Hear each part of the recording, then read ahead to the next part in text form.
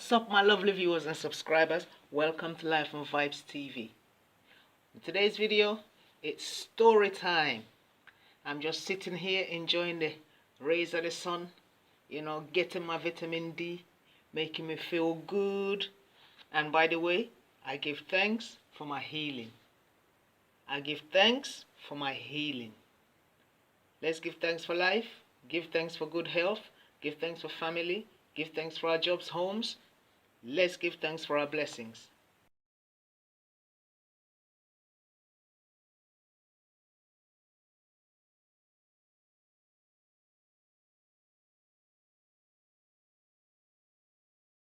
So on with today's story.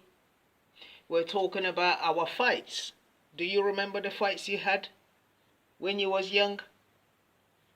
I'm going to tell you about a few fights that I've had. So the last one I told you about, we was in a village, right? Okay.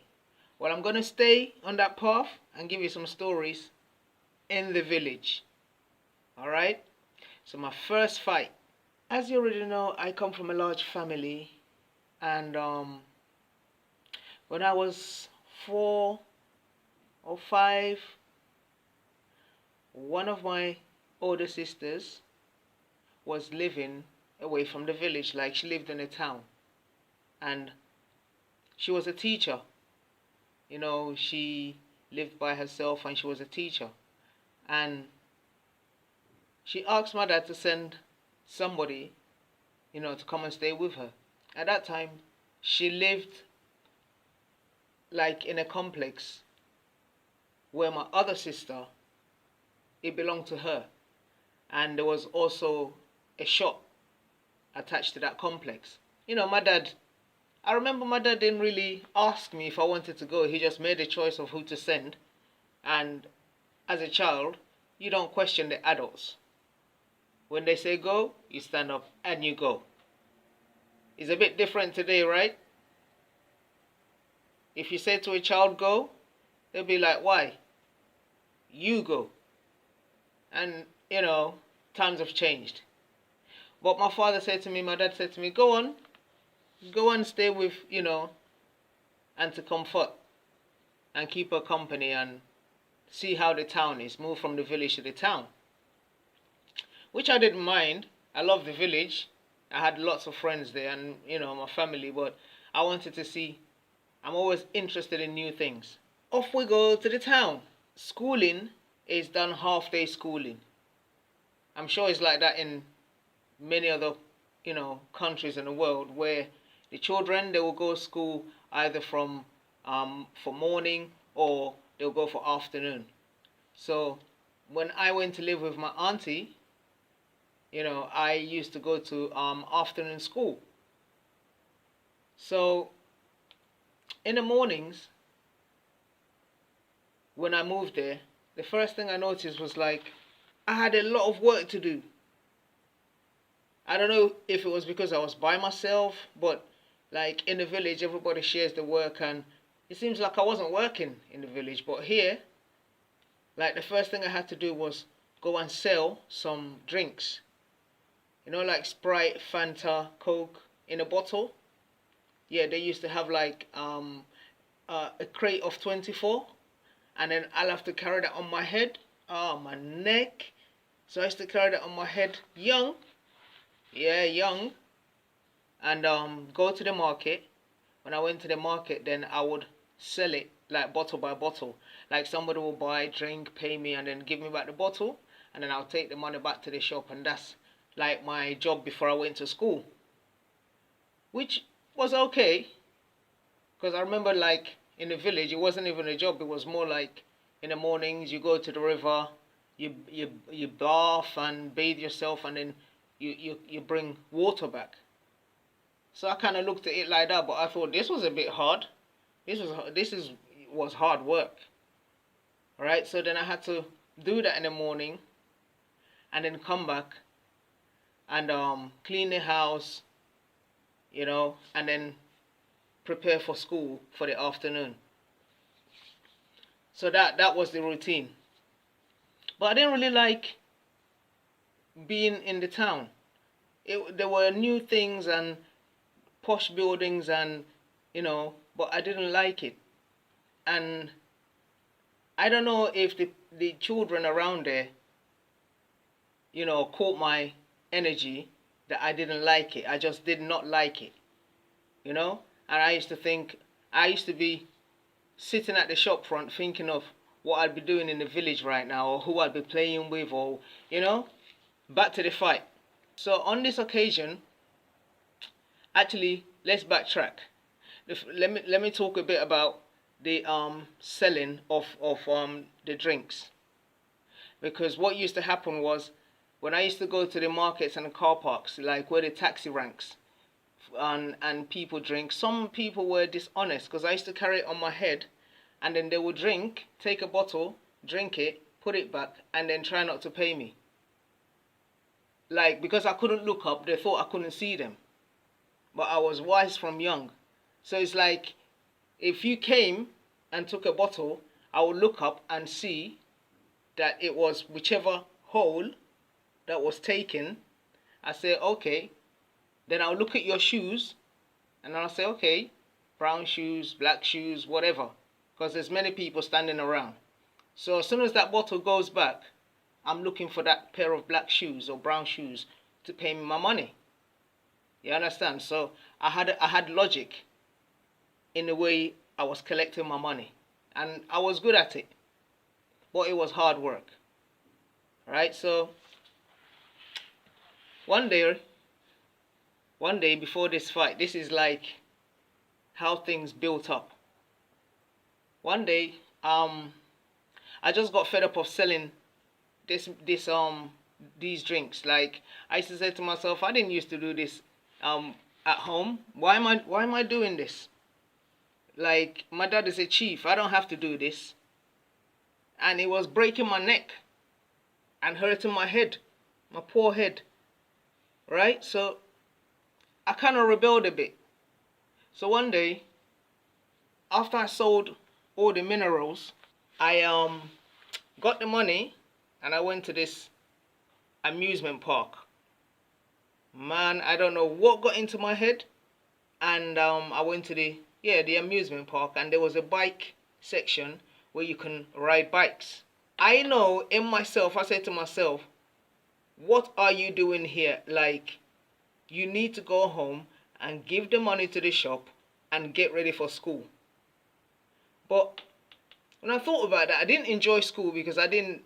Well, I knew the kids there, the other kids, but when you go to a new school, man, you don't even want to look for friends, and new people don't want to look for new friends. So I just kept to myself. And I think the children from that school realized that I wasn't looking for no friends. I really didn't care. I didn't like it here. So they kind of took like a disliking to me. So that was that. But anyway, back to the bike rack. Like, in my head, I said to myself, take this. But then another mind said, look, you work too hard. Yeah, just enjoy yourself. Right? That's what one mind said. Just enjoy yourself. If you was in the village, you'd be enjoying yourself. Right? I decided, first of all, to have one ride. So I did one ride. And I thought, you can still go. Just say whatever. Then the other mind said, look at all the other kids riding. And you're going to leave now? Just ride another one. When I look here, just ride another one. Ride out my money. So when I looked, I had like the last 50 kobo. I was like, well, the deed is done already. Enjoy it, yeah? So I went on my last ride. And I did enjoy that ride. But walking home, I can tell you, was the longest walk I have ever walked. And when you know the consequences of your action, so I was preparing myself. So then when I got home, the shopkeeper, he said to me, Where's the money for the drinks? And I said, there's no money. And he said, but where's the drinks? I said, there's no drinks. And then he said, what do you mean there's no drinks and no money? And then he started laughing. I'll never forget his laugh. He had the biggest laugh, like this is some kind of a joke or magic or you're a fool, yeah? And he asked again, where is the money for the drink? Then I repeated myself. And all I heard him was, he said, anti-comfort. And then my auntie came and he said to her, she don't have the money for the drink and she don't have the drink. And then my auntie said, you say what? And then he said, she doesn't have the drink and she doesn't have the money. And then with her hands like this, she said to me, where is the money? And I said, auntie, there's no money. And she said, what do you mean? And I said, I spent the money. I wanted to ride a bike, so I rode the bike. Oh my God. You know what beating is? No, you don't know what beating is. I know what beating is. The beating, that was the first beating I got in that town. Like, when I think about the village, I don't remember getting beaten. You know? Because like I said, the village is not work, it's just life and you're putting your bit to make things run. But this was like work, like employment, work in my little life and my little neck. Yeah, so after that beating, she beat me, she punished me, she said, you're not gonna eat no food tonight. And that was on a Saturday too, yeah. She said, you're not gonna eat no food tonight and go to your bed hungry. And so I took that, but I'm thinking, tomorrow is Sunday, you know, she gonna get up and cook, we're gonna eat, I'm gonna be good. Tomorrow morning came, which was Sunday. She got up, she cooked, and I cleaned, and she was still mad at me. Like, you know the sideway look? I don't even wanna, she don't even wanna see me really, or, and then she cooked, right? And then she said, I'm going to church, yeah? When I come, you eat. So I was like, I said in my mind, when you come, I'm like, I'm starving from yesterday. What do you mean when you come? That's in my head, yeah, car. I'm still feeling the beating from yesterday, so I'm not even saying nothing. And I was thinking, like, come on. And then she went to church. And God know, yeah? God know, like, you know, church in Africa is long. It's like 4 or 5 hours later, I still don't see no one. And right now, my belly just wrenching, yeah? So you know what I did at my young, foolish self? I said to myself, I'm gonna go in the pot and take some meat, right? And eat them, and then however many I ate, I'm gonna, say like I ate 4, then I'm gonna take some meat and cut in 2 to make that 4. You understand? Children, yeah? That was my logic. So I was starving. I took out like 4 meat from the pot and I ate that. And I was like, okay, I feel a bit better. When she comes, we're going to eat and then I'm going to get more, yeah? Then I'll be good. Next thing I know, my auntie comes up from church and she comes with a visitor. My heart starts pounding. When she went in the kitchen to dish out the food, all I heard was, at that time I was praying and I was like, please God, don't let her know I went in the pot. Please God, don't let... Before I finished praying, all I heard was, UK! Anytime I hear my name, yeah, I just have to pause and like, and then I went there and she said, have you been in this pot? And I was like, I took some meat. She said, you did what? She always asks me that, like she didn't hear the first time. Like, there's no money. I took some meat. She always, listen, yeah. You know the beating I got the first time? I was lucky. The beating again.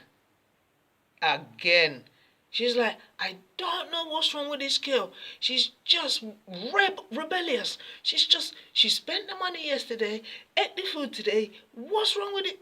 I did not eat until way down in on that day, yeah. But yeah, that was my adventures in the town. But back to the fight, yeah. So this was like the last straw for my auntie. Right, on this day, she said to me, go to the river before you go to school and fetch some water and fill up whatever and then get ready and go to school. Because she teaches morning school, innit? So, okay, so I've done what I've had to do at home and I've gone to the river, right? And I've had a swim and, this river was not like the river in the village. This river, it was more like scaling down a mountain. Well, that's what it looked like to me. I was short and yeah. This river, if you did not, like child safety does not exist in Africa.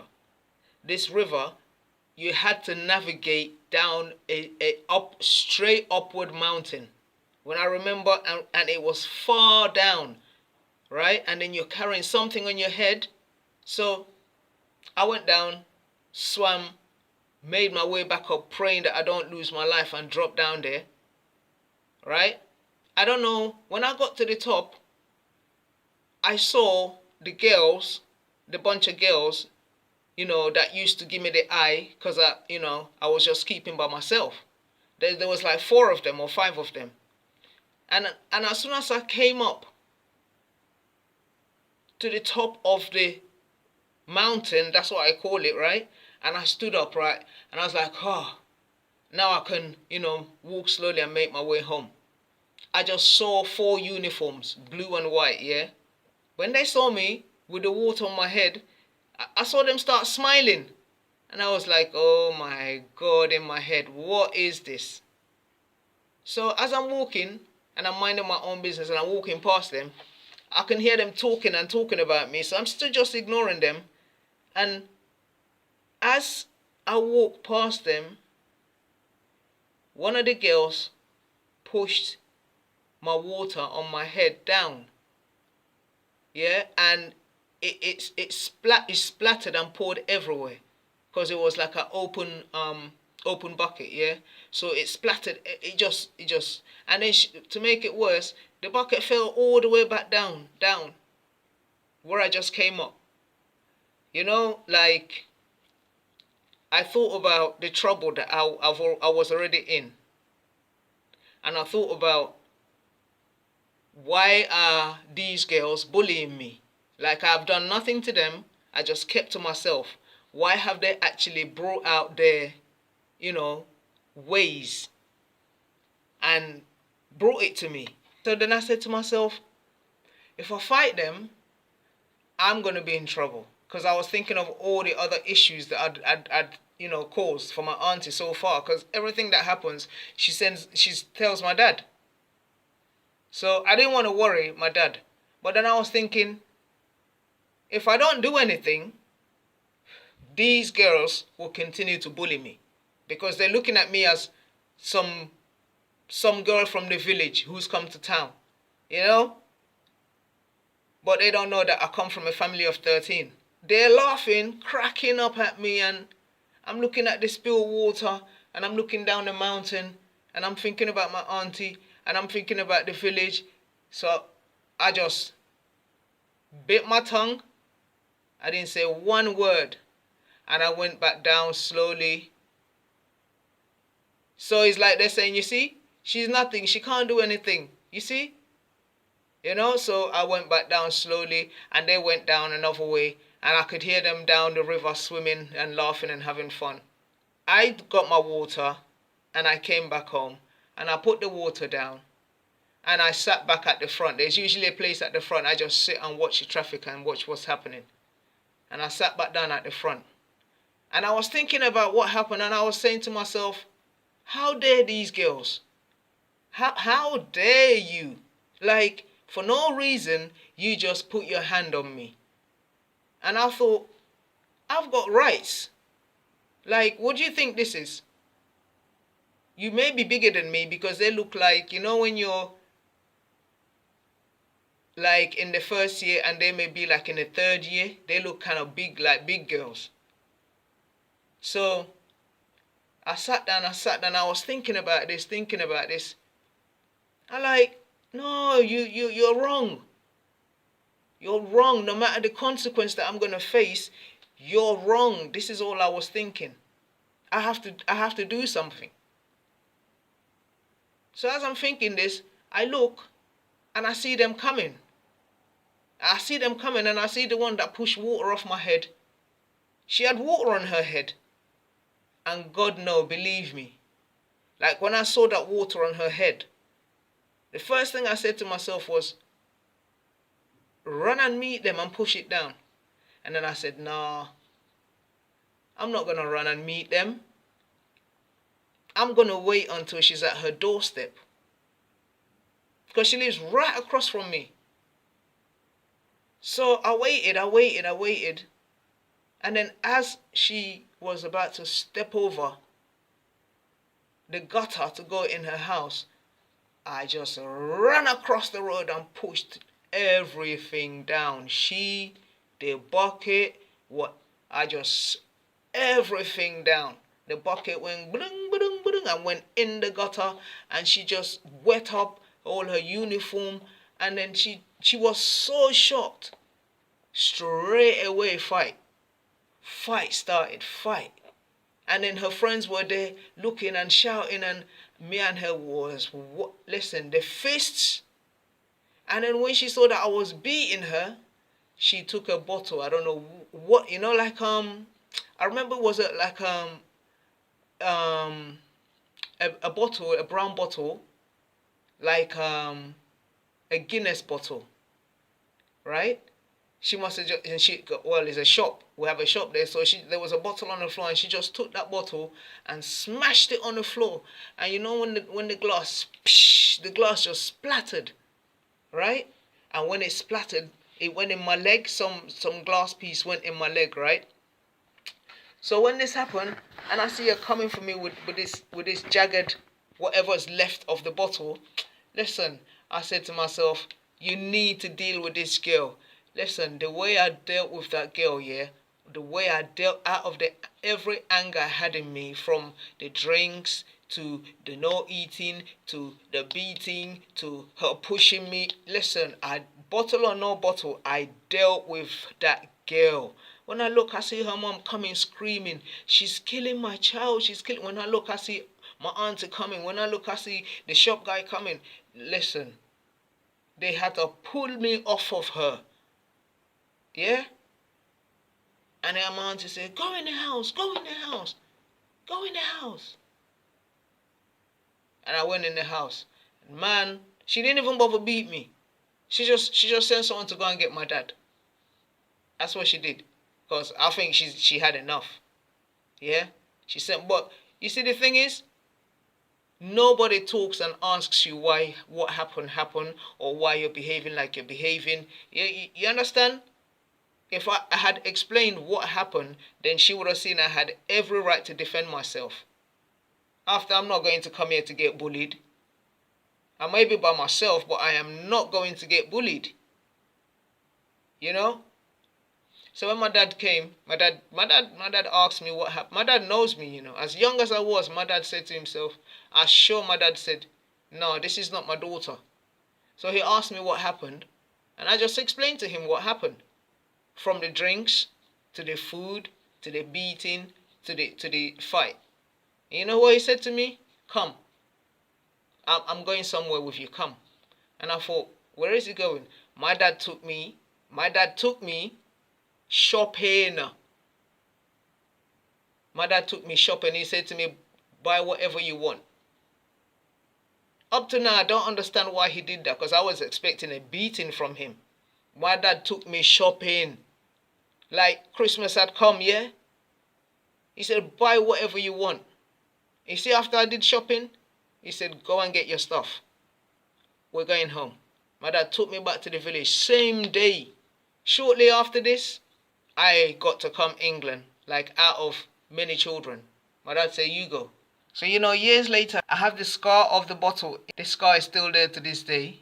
And one day I was shaving my legs with a blade, and I felt a click over the scar. So I was like, whenever I shave, there's a little, like, when the razor connects to something hard.